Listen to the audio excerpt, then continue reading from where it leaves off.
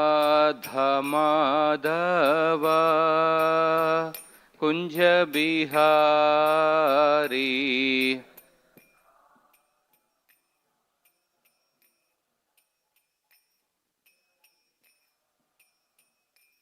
जय राधा माधव कुंज बिहारी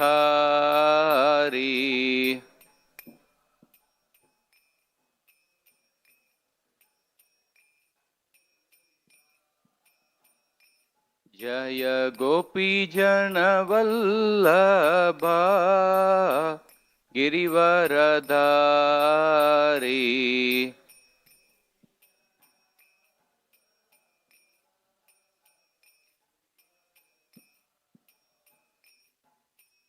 यशोदानंदन व्रज जन रंजन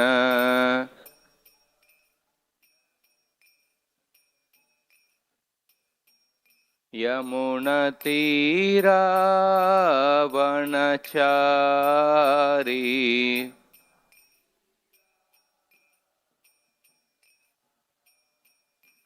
जय राधा माधव कुंज बिहारी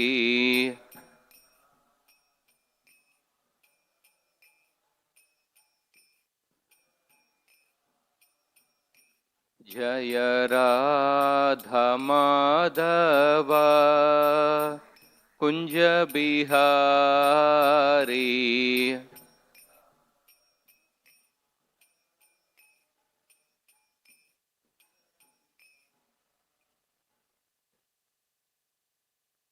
जय ओम Vishnupad Paramhans परिव्राजकाचार्य अष्टोत्तर Shri His Divine Grace A.C. Bhaktivedanta Swami Srila Prabhupada की जय।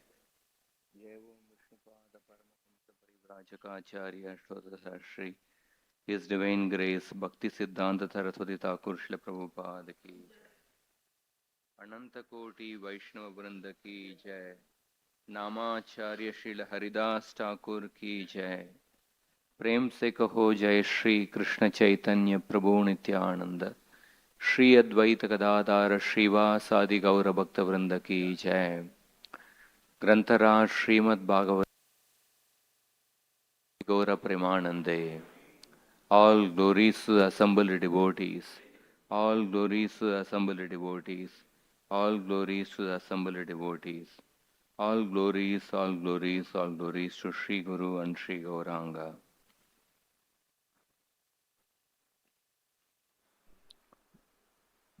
ॐ नमो भगवते वासुदेवाय।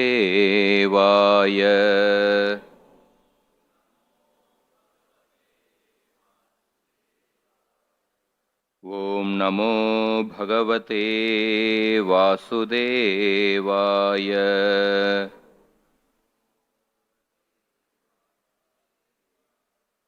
ॐ नमो भगवते वासुदेवाय।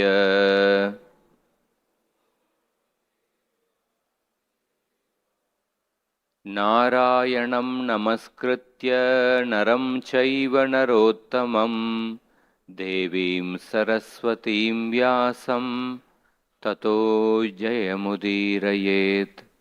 नष्टप्रायेष्वभद्रेषु नित्यं भागवत सेवया भगवतीर्उत्तमश्लोके भक्तिर्भवती नैष्टिकी।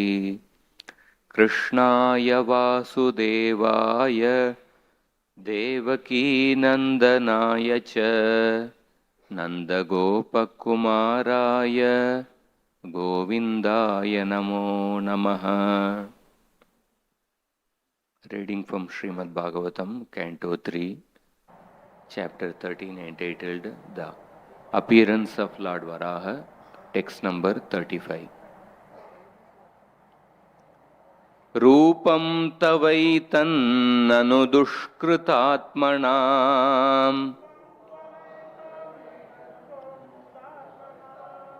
दुर्दर्शनं देव यदध्वरात्मकम्।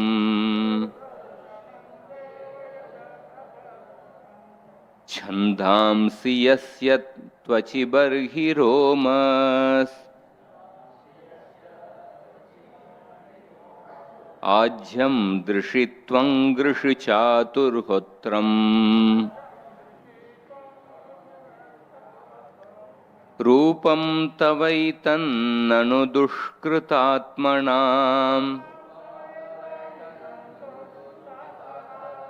दुर्दर्शनं देव यदध्वरात्मकम्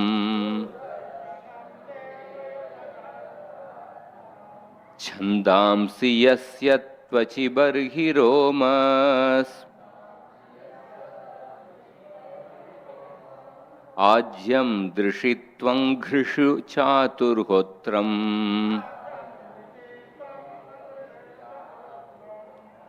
रूपं तवैतन्ननु दुष्कृतात्मना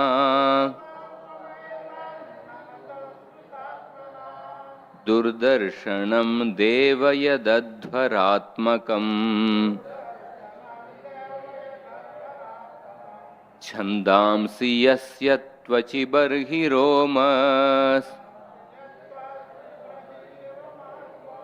आज्यं दृशित्वं गृषु चातुर्होत्रम्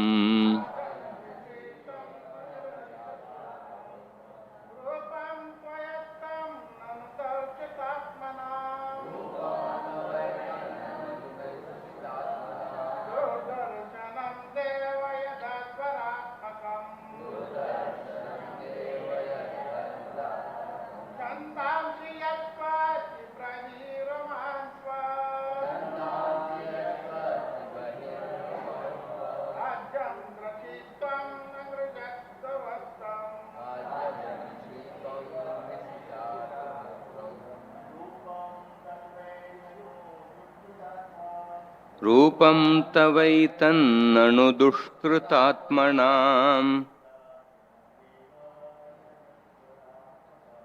दुर्दर्शनं देव यदध्वरात्मकम्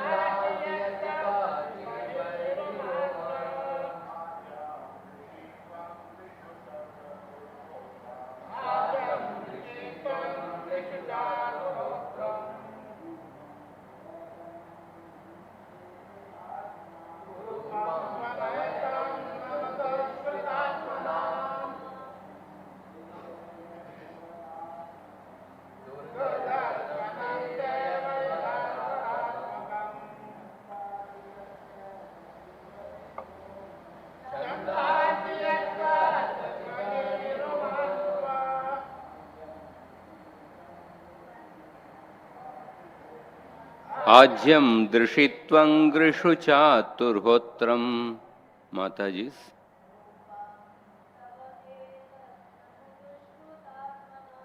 रूपं तवैतन्ननु दुष्कृतात्मनाम्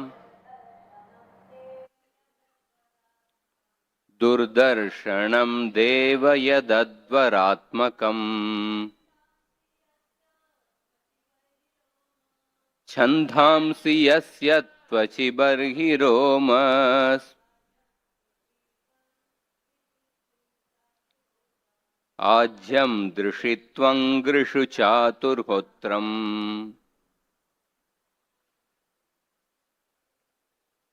word to word translation. Rupam, form, tava, your, etat, this, nanu, but, dushkrita, atmanam, of souls who are simply miscreants. Durdarshanam, very difficult to see. Deva, O Lord, yet that Advara Atmakam, worshipable by performances of sacrifice, Chandamsi, the Gayatri mantra and others, Yasya, whose, Tvachi, touch of the skin, Barhihi, sacred grass called Kusha, Romasu, hairs on the body, Ajyam, clarified butter, Drishi, in the eyes, Tu, also, Angrishu, on the four legs, Chaturhotram, four kinds of fruitive activities. Translation and purport by His Divine Grace A.C. Bhaktivedanta Swami Srila Prabhupada. Translation. O Lord, your form is worshipable by performances of sacrifice, but souls who are simply miscreants are unable to see it. All the Vedic hymns, Gayatri and others, are in the touch of your skin. In your bodily hairs is the kusha grass. In your eyes is the clarified butter. And in your four legs are the four kinds of fruitive activities. Purport. There is a class of miscreants who are known in the words of Bhagavad Gita as Veda-vadi, or so-called strict followers of the Vedas. They do not believe in the incarnation of the Lord. What to speak of the Lord's incarnation as a worshipable hog? They describe worship of the different forms or incarnations of the Lord as anthropomorphism. In the estimation of Srimad Bhagavatam, these men are miscreants. And in the Bhagavad Gita, they are called not only miscreants, but also fools and the lowest of mankind. And it is said that their knowledge has been plundered by illusion due to their atheistic temperament. For such condemned persons, the Lord's incarnation as a gigantic hog is invisible. These strict followers of the Vedas who despise the eternal forms of the Lord may know from the Srimad Bhagavatam that such incarnations are personified forms of the Vedas. Lord boar's skin, his eyes, and his bodily hair holes are all described here as the different parts of the Vedas. He is therefore the personified form of the Vedic hymns, and specifically the Gayatri mantra.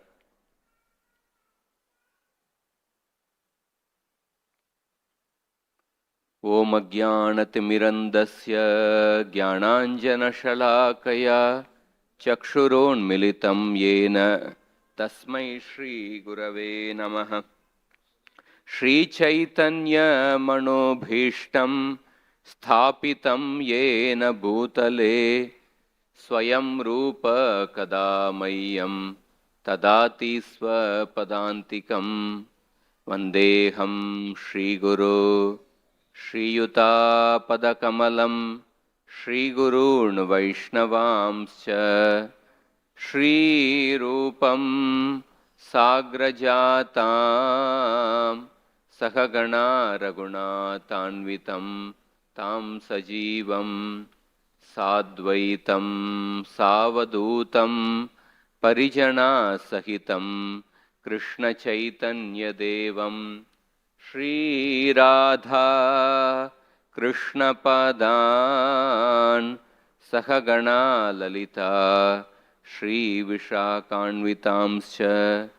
He Krishna Karuna Sindhu Deenabandho Jagatpate Gopesha Gopika Kanta Radha Kanta Namostute Tapta Kanchana Gaurangi Radhe Vrindavaneshwari Vrishabhanu Sute Devi Pranamami Haripriye Vancha Kalpatarubhyascha Kripa Sindubhya cha Patitanam Pavanebhyo Vaishnavebhyo Namo Namaha Namavom Vishnupadaya Krishna Presthaya Bhutale Srimate Bhakti Vedanta Swamin Niti Namine Namaste Saraswati Deve Gauravani Pracharine Nirvishesha Shunyavadi Paschatya Deshatarine Jaya Shri Krishna Chaitanya Prabhu Nityananda Shri Advaita Gadadhar Srivasadi Gaura Bhakta Vrinda Hare Krishna Krishna Krishna Hare Hare Hare Rama Rama Rama Hare Hare. Hare Krishna. So we are reading from the Srimad Bhagavatam,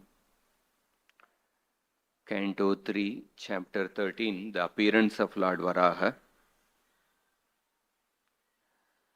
Varahadeva appeared, and in this chapter at the beginning, Vidura expressed his eagerness to hear about Swayambhuva Manu. Then Maitreya Rishi starts describing the activities of Swayambhuva Manu. Swayambhuva Manu, after his creation by Lord Brahma, Swayambhuva Manu submitted himself to Lord Brahma without any reservation. Please engage me in your service according to my capacity, according to my nature. When Swayambhuva Manu submitted to Lord Brahma, then Lord Brahma told Swayambhuva Manu to create living entities of good conduct, good behavior. Then Swayambhuva Manu, before creating, first he wanted a place where the living entities can stay. But he saw that the Bhumandala was at the bottom of the Garbhodaka ocean.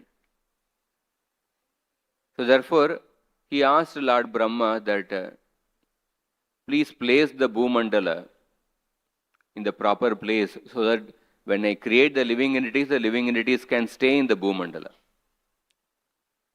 At that time, Brahma contemplated how to lift the Bhumandala. But Brahma thought for a long time, but he couldn't, it was beyond his capacity for lifting the Bhumandala and placing in the proper orbit. So then at that time, Brahma took shelter of the Supreme Lord. When he took shelter of the Supreme Lord, the Lord appeared from the nostril of Lord Brahma in a very small form of a boar. And within few seconds, within a moment, the boar's size increased to a very gigantic size. And then Brahma was conjecturing who this personality is. Then that form of the boar, the Lord's form as Varahadeva, he went into the bottom of the Garbhodaka ocean and he lifted the Mother Earth and then placed it in the proper orbit. And Maitreya Rishi, in describing this Varaha avatar, he combines the description of two different Varaha avatars. There is one Varaha avatar in the Swayambhuva Manvantara, and there is another Varaha avatar in the Chakshusha Manvantara. The Swayambhuva Manvantara, Varahadeva only lifts Mother Earth. In Chakshusha Manvantara, in addition to placing the earth in the proper orbit, Varahadeva also kills Hiranyaksha. But both these descriptions are combined and presented by Maitreya Rishi, because Hiranyaksha, the killing of Hiranyaksha takes place in later Manvantara, but both the descriptions are presented in a combined way here. It will be described in detail in the 17th, 18th and 19th chapter, the fight between Varahadeva and Hiranyaksha. So here, after Varahadeva placed the earth in the proper orbit, the different sages, the different devatas, headed by Brahma and others, they are offering beautiful prayers. Those prayers, the description of the prayers began from the yesterday's shloka. The sages are offering prayers. So, from this shloka, 35, 36, 37, 38, in four shlokas, the sages are describing the form of Varahadeva as the personification of sacrifice. That is the theme of the four prayers starting from today's verse. Let us read the shloka once more. Rupam tavaitan nanu dushkritatmanam durdarshanam deva yad advaratmakam chandamsi yasya tvachi barhi romas ajyam drishitwang angrishu chaturhotram. So they are addressing the Lord by the Sambodhana Vibhakti word, Deva, O Lord. They are saying that Dushkritatmanam Yetat Tava Rupam Dushkritatmanam Nanu Durdarshanam. Tava, this form of yours, Yetat Tava Rupam, Dushkritatmanam, those who have a meager pious credits. Specifically here it refers to the spiritual pious credits. Spiritual piety. Dushkritatmanam nanu durdarshanam. Those who do not have spiritual pious credits, they cannot see your form. It is very difficult for them to take darshan of your form. Durdarshanam. So, this form of yours, the sinful people, those who don't have spiritual pious credits, cannot see your form. This form is Advaratmakam. Advara is a name for sacrifice. Yajna, Advara, they are all synonyms. They cannot see your form as a sacrifice. Etat tavarupam dushkritatmanam nanu durdarshanam yat advaratmakam. And then they are describing that how Varahadeva's form is the source of all the different aspects of the sacrifice. The description continues in the next three shlokas also. In this shloka, certain aspects of the sacrifice are mentioned. Chandamsi. So Chandamsi, there are different Vedic verses, shlokas, mantras, which are chanted when the sacrifice is being performed. Chandamsi yasya tvachi. The Vedic verses, they emanate from your skin, from your tvagindriya. Barhi romasu. And barhi here refers to the kusha grass. The kusha grass, recently during the Chandra Grahana also we used kusha grass for certain purposes. So kusha grass is used extensively in the Vedic sacrifices for asana and for performing the rituals. So the kusha grass, they emanate from your skin holes, from your hair holes, roma. Ajyam drishi. Ajyam refers to the ghee which is offered in the Vedic sacrifice. That ajyam comes from your chakshurendriya, it comes from your eyes. Angrishu chaturhotram. So there are 4 kinds of priests who are involved in the Vedic sacrifice. They are called as Hota or Hotra, Advaryu, Udgata and Brahma. So these 4 kinds of priests, they are learned in the 4 Vedas, Rik, Yajur, Sama and Atharva. Each of them they have a particular role in the Vedic sacrifice. Somebody will make preparation of the Yajna Kunda and the paraphernalia, place it in the proper order. Somebody will be chanting the Vedic mantras. Somebody will be singing the verses of the Samaveda.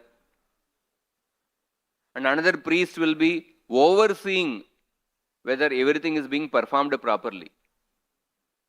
So Vedic fire sacrifice is a very elaborately performed yajna in which each and every step should be meticulously performed.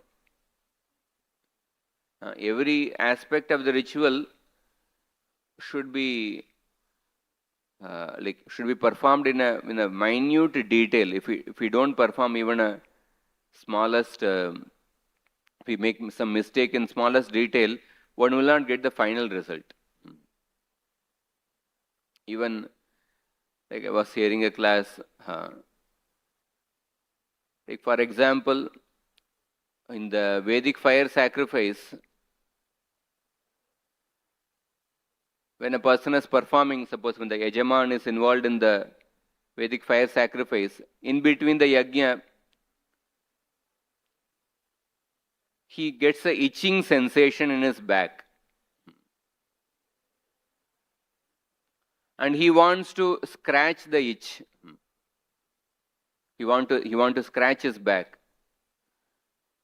So then the Vedic fire sacrifice gives a detail.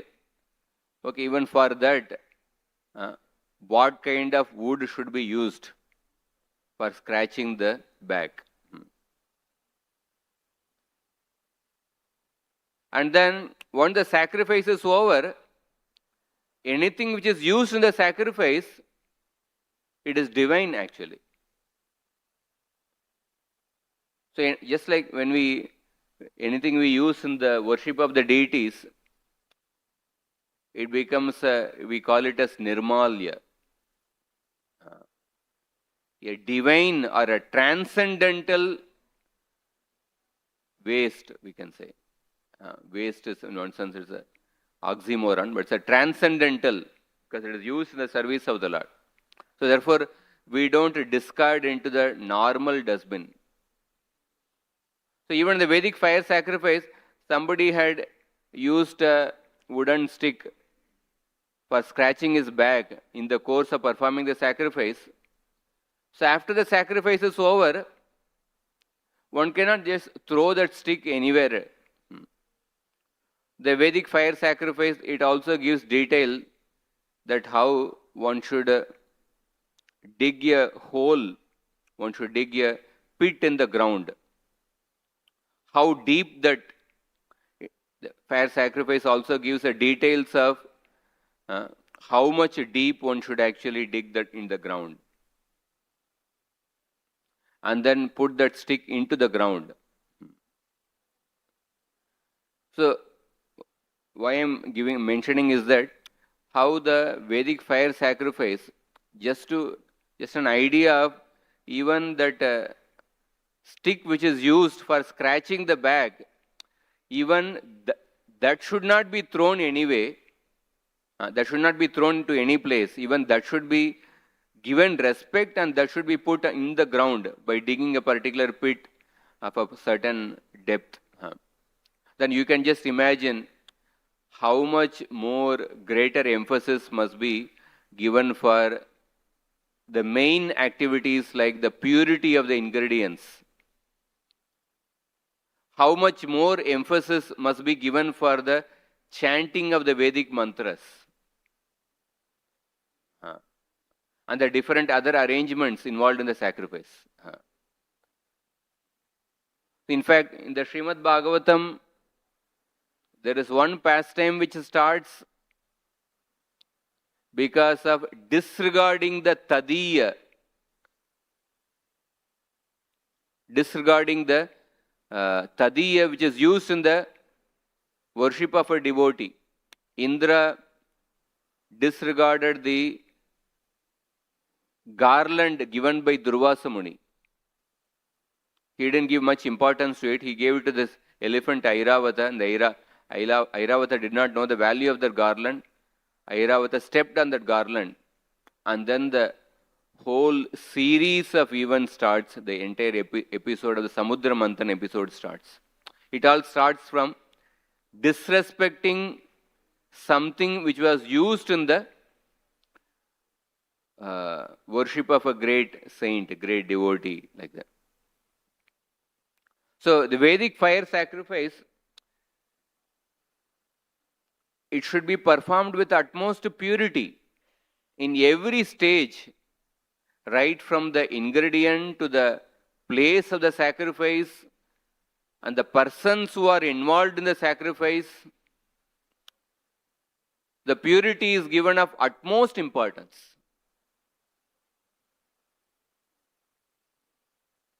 And on the other hand, we see in this world,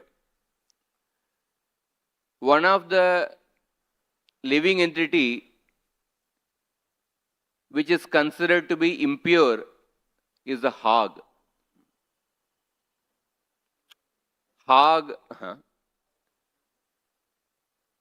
Bombay, we don't see so much. Sometimes in the small villages, you might have seen hog is actually wherever there is a stool, wherever there is a ditch, the hog gets attracted to it. Nobody goes near a hog. So hog is considered to be so impure because of its lifestyle, because of its habits. So hog is a symbol of impurity. And Vedic fire sacrifice, the purity is given of utmost importance. But here we see in these verses of the Srimad Bhagavatam, when the Lord appears in the form of a hog as a Varahadeva, the sages of the Sapta Rishis, the residents of Satyaloka, Janaloka and Tapoloka, not ordinary people, the sages who are highly advanced in Sattva Guna, who are highly advanced in Tapasya and Ashtanga Yoga, they are glorifying the form of Lord Varahadeva as a personification of sacrifice. So this shows that the Supreme Lord in any form, he is actually completely pure. Param Brahma, Param Dhamma, Pavitram Paramam Bhavan. Pavitram, Krishna is completely pure in any form. Rajavidya Rajaguhyam Pavitram Idam Uttamam. So therefore, the Bhakti Yoga directed toward the Supreme Personality of Godhead, it purifies a person completely. Tapatraya Unmoolanam. The three tapas are uprooted from the root because it is directed towards the person who is supremely pure, regardless of whichever form he appears, even when he appears in the form of a hog. So here, in this particular shloka, we see the word Rupam Tavaitan Nanu Dushkritatmanam. Those who are simply miscreants, they are unable to see this form. They are unable to appreciate the purity of your form. They are unable to take darshan of your form. The Prabhupada also quotes this shloka, Namam dushkritino mooda prapadyante naradhama mayaya pakritagyana asuram bhavam ashritaha. So let us see some meaning of the shloka. The four kinds of people, four kinds of sinful people, they don't surrender to Krishna. So different acharyas have given different meanings to the shloka. Ramanujacharya says that Muda. Muda means those people who have Viparita Jnana. Those who have Viparita Jnana, one who thinks that I am independent, the world belongs to me. And this world is my property. Thinking like that, they don't surrender to Krishna. And then there is Naradama. Naradamas are, they have some superficial knowledge of Bhagavan, because their mood is not favorable towards Bhagavan. They don't surrender to the Lord. And then there are Mayaya Apakrita Jnana. They have even greater knowledge as compared to Naradamas about the Supreme Lord. But because of bad logic, but their wisdom becomes distorted by the deceitful reasonings of others. And they don't surrender to the Lord. And then there is Asuram Bhavamashrita. They have even greater knowledge about Bhagavan, but because they have Asurik Swabhava, they don't surrender to the Lord. They learn. In this way, different kinds of people, they don't surrender. Srila Prabhupada says that Mayaya Apakrita Jnana. Mayaya Apakrita Jnana means there are even many scholars in the Gita, but they don't accept Krishna as the Supreme Lord. Sometimes there are Gita Sammelan without a photo of Krishna, without giving prominence to Krishna. So many philosophers, poets, scientists, but although they are highly knowledgeable in the mundane estimation, but their knowledge is stolen by, has been taken away by Maya, and therefore they don't surrender to Krishna. And even Baladev Vidyabhushan says, Dushkritina means those people who know the meaning of the scripture, but they misuse the scriptures. They misuse the knowledge, they do not surrender to Krishna. For example, he says, Maya Pakrita Jnana. There are people who follow the Sankhya Darshan. They say that Prakriti is the creator of everything. Prakriti is the root cause of everything. And even though they may accept Ishvara, but they say that Prakriti is the root cause, which is against the Gita, Maya Yakshena Prakriti Suyate sa Characharam. And like that,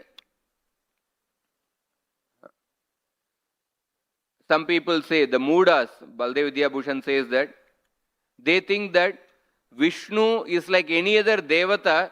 Vishnu can be attained by any pious activity. Or Vishnu is also like a Jivatma being controlled by karma.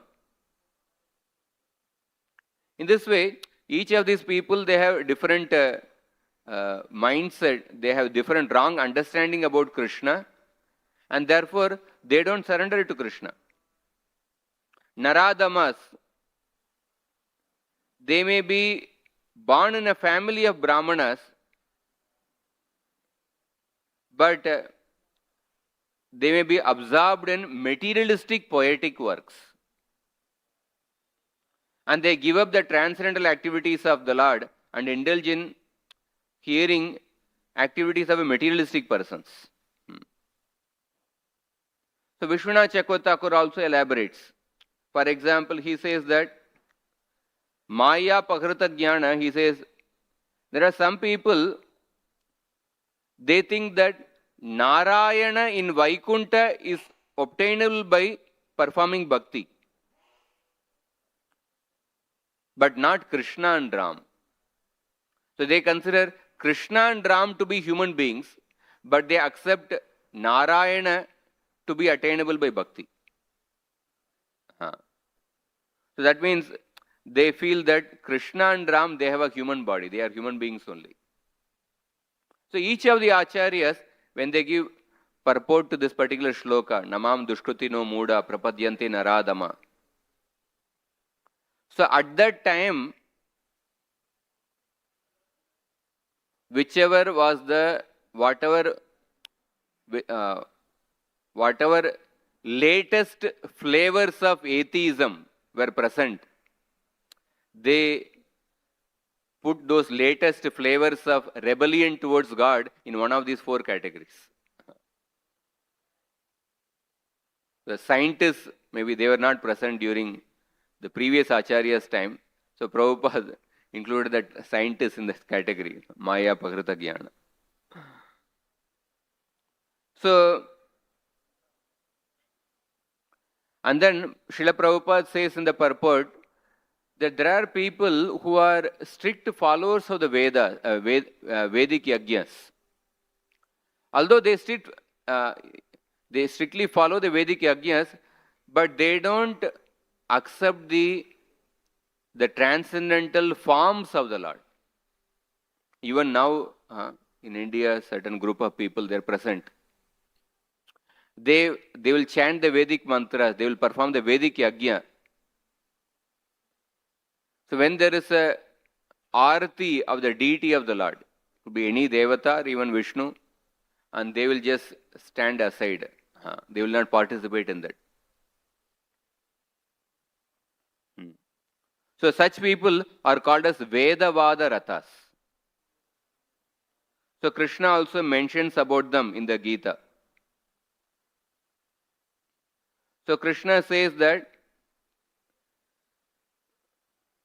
Yamimam pushpitam vacham pravadanti avipaschitaha Veda-vadi rathapartha nanyat astiti vadinaha Kamatmana swargapara janma karma falapradam kriya vishesha bagulam bhogaishwarya gatim prati. So he describes this Veda-vadi rathas using 5 adjectives. Avipaschita, those who have less knowledge, or those who have only limited knowledge. Veda-vadi ratha, they have rati towards the Vedic mantras. They are attracted towards the Vedic mantras, Veda-vadi Ratha. Swarga para, their goal is to attain Swarga. Kamatmana, their minds are filled with different material desires. Na anyat asti iti vadinaha.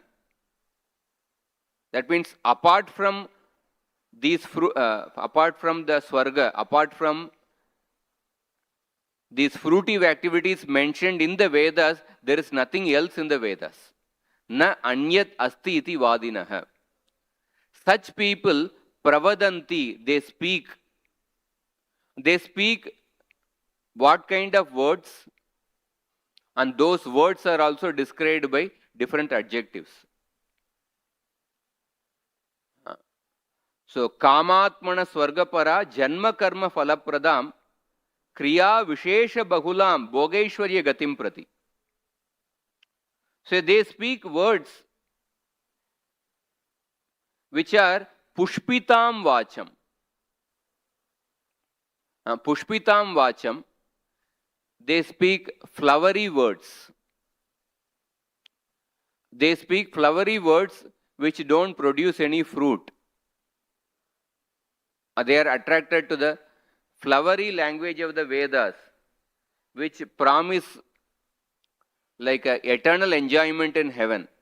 Actually, although the enjoyment in heaven is temporary, but the Vedas encourage a person by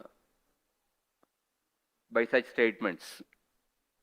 So they speak flowery languages, pushpitam vacham, and janma karma falapradam. They speak words which only, those words or those sections of the Vedas will only cause again rebirth in this world, and it will only further entangle a person in karma. They are attracted to those words, janma karma falapradam. And bhogaishwarya gatim prati. Those words which encourage a person to enjoy different opulences in this world. Bhogaishwarya gatim prati. And kriya vishesha bahulam. They speak those words which describe many actions. Because in the karma kanda sections, the fruitive activities, they describe many actions to be performed. They don't contain intellectual aspects. They mainly contain many detailed steps. Kriya vishesha bahulam. They describe many actions which are to be minutely observed. And bhogaishwarya prasaktanam taya pakrita chetasam vyavasayatmika buddhi samadauna vidiyate. So those people who are attracted to such words, taya, bhogaishwarya prasaktanam taya apakrita chetasam, by such words which they speak, by those people who are attracted to bhoga and aishwarya, in such people, the resolute determination to practice nishkama karma yoga, the resolute determination to practice bhakti yoga does not take place in such kind of people. So Krishna describes about this Srila Prabhupada explains about this Veda-vadi rathas in the purport. And we see in the Srimad Bhagavatam also, Varahadeva is described as the form of sacrifice. For example, in the Bhagavatam 5th canto, when Varahadeva is being glorified, it is said, Om Namo Bhagavate Mantra Tattva Lingaya. Yagya Kratave Maha Advara Avayavaya Mahapurushaya Namak Karma Shuklaya Triyugaya Namaste. I offer my respects to the Lord, who is known as Mantra Tattva Lingaya, who is known in truth by different mantras. Yajna Kratave, who is the form of the yajnas which involve animals, and who is the form of a yajna which does not involve animals. Maha Advara Avayavaya.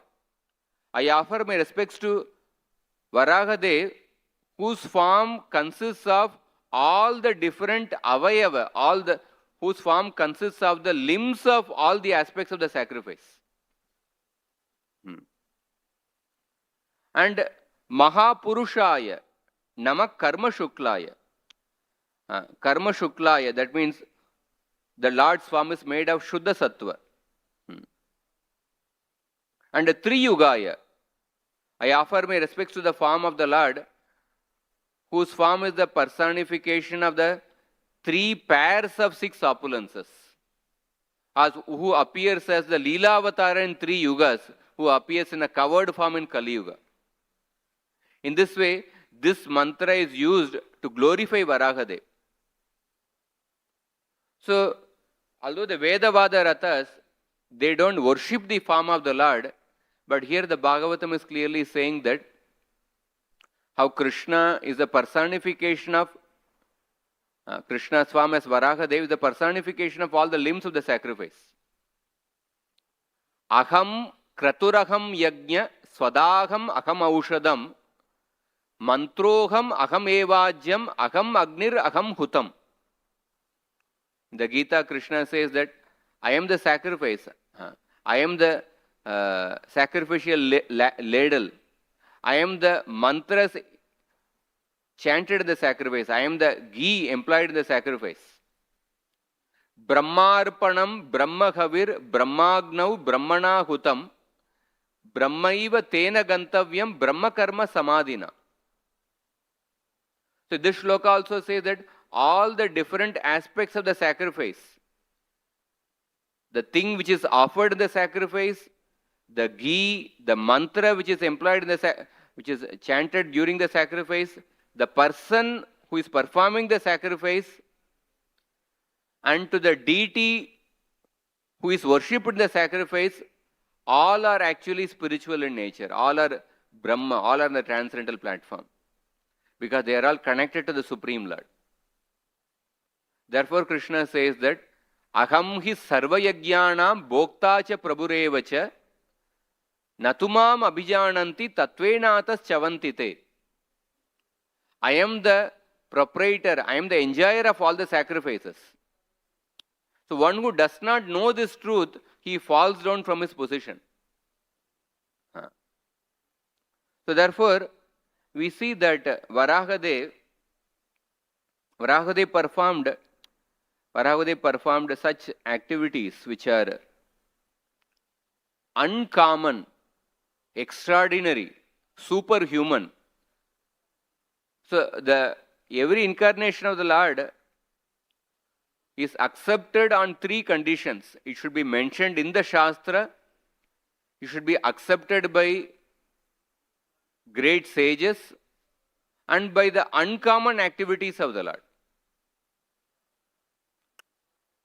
In the Sri Sampradaya, Kuresh Kuratalwan, he has written a book called as Ati Manusha Stotra. So in that he glorifies the Lord. Ati Manusha Sheela Vritta Veshaihi Ati Vritta Mara Vikrama Pratapaihi Ati Langita Sarvaloka Samyam Varaye Vaishnava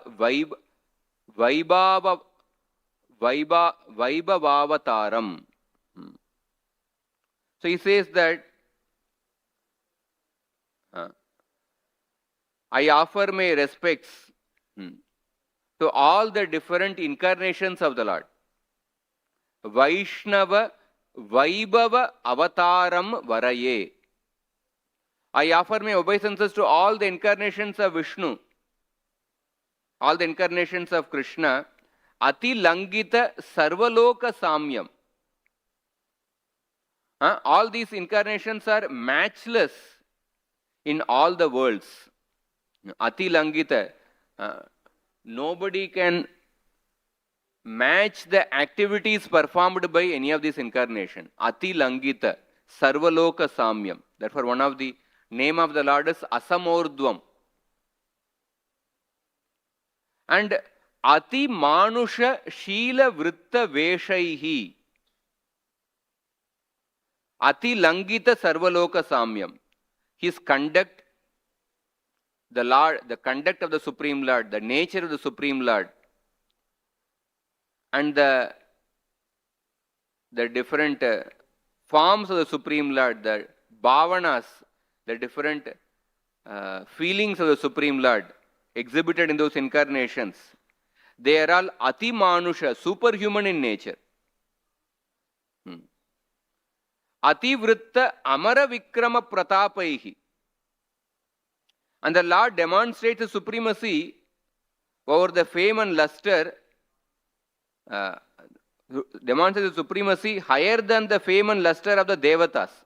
Ati Vritta Amara Vikrama Pratapaihi. So therefore we see, like in this episode, in this chapter, all the Devatas, all the sages, they are wonderstruck by the activities of Varaha. They are exhibiting their awe and reverence. They are glorifying Lord Varaha by seeing his superhuman activities. And Varahadev, in his teachings to Mother Bhumi, there is a famous Varaha Charama Shloka.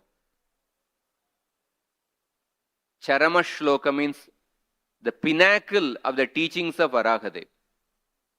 In Krishna Avatara, Sarvadharman Parityaja, there is Sri Krishna Charama Shloka. In Rama Avatara, we have the pinnacle of Lord Ram's teachings. Sakrudeva Prapannoya Stavasmi iti yachate. Abhayam Sarvada Tasmai Dadam Yedat Vratam Mama. If a person comes in front of me and says even once that I am yours, I give myself to that person. I give Abhayadan to such a person. Similarly, there is Varaha Charama Shloka. Varahadev says that Stite Manasi Susvaste Sharire Satiyo Naraha Dhatu Samye Stite Smarta Vishwarupam Cha Mamajam. When a person's mind is in a sound condition, when a person's body is in a sound condition, so at that time, when a person worships me, the cause of the universe, Vishwarupam cha mamajam, when a person worships me, who is birthless, mam ajam, tatastam mriyamanam tu Kashta Pashana Sannibham Aham Smarami Madbhaktam Nayami Paramam Gatim. So then, even if that devotee, if that person, at the time of the death, suppose if that person, he lies in a coma, Kashta Pashana Sannibham, or he is living like a stone. He is unable to remember me. But he rendered devotional service to me when he is in a sound condition, when his health was proper. But at the time of the death, suppose if he is in a state of coma, he is like it's like a stone, like a vegetable. Then I will remember that person. I will bring him to my abode. I remember about 1 decade back, some devotees went to Muktinath, and then that plane plane crash happened, and all the devotees left their bodies in a very gruesome manner in the plane crash. So in that memorial ceremony, one of the devotee quoted the shloka. Sometime because plane crash, they must have gone through very painful death. Such a circumstances to remember Krishna must be difficult. But all those devotees were engaged in Krishna's service. When the body was in sound condition, they rendered proper service. So one devotee in the memorial ceremony, he quoted the shloka that Krishna assures, Lord Varahadeva assures that I will remember that person and bring him back to my abode. So we see that Chaitanya Mahaprabhu also, he also paid respects to Varahadeva. Chaitanya Mahaprabhu, during his South Indian Yatra, he came to the place called as Sri Mushnam. It's a very beautiful, very ancient deity of Varahadeva. Few years back, I got an opportunity to go there. Chaitanya Mahaprabhu came there and performed a wonderful Sankirtan. And there's also a place where I think Madhvacharya, one Acharya in the Madhva line, he also stayed there and performed devotional service for many, many months. So, in this way, Lord Varahadev is the personification of sacrifice. Personification of sacrifice, and there are so many things which it talks about how the purpose of all the sacrifices, the purpose of the study of the Vedas is to ultimately worship Lord Vishnu. So I will end with this particular shloka. It is said that Alodya sarvashastrani vicharyaiva punaha idamekam sunishpanna dhyeyo narayana sada. So Alodya, when a person studies all the shastras and then contemplates on those shastras repeatedly, again and again, then finally one comes to the conclusion, Lord Narayana, Lord Krishna, Lord Vishnu alone is supposed to be meditated upon. So therefore Srimad Bhagavatam says that Vasudeva para Veda, Vasudeva para Makaha, Vasudeva para Yoga, Vasudeva para Kriyaha, Vasudeva param jnanam, Vasudeva param tapaha, Vasudeva paro dharmo, Vasudeva paragatihi. The purpose of all the study of the Vedas, purpose of all the sacrifices, purpose of the performance of all the Ashtanga Yoga, the purpose of all the knowledge and purpose of all the austerities, the purpose of all the dharmic activities is to ultimately worship Lord Vasudeva, to please Lord Vasudeva.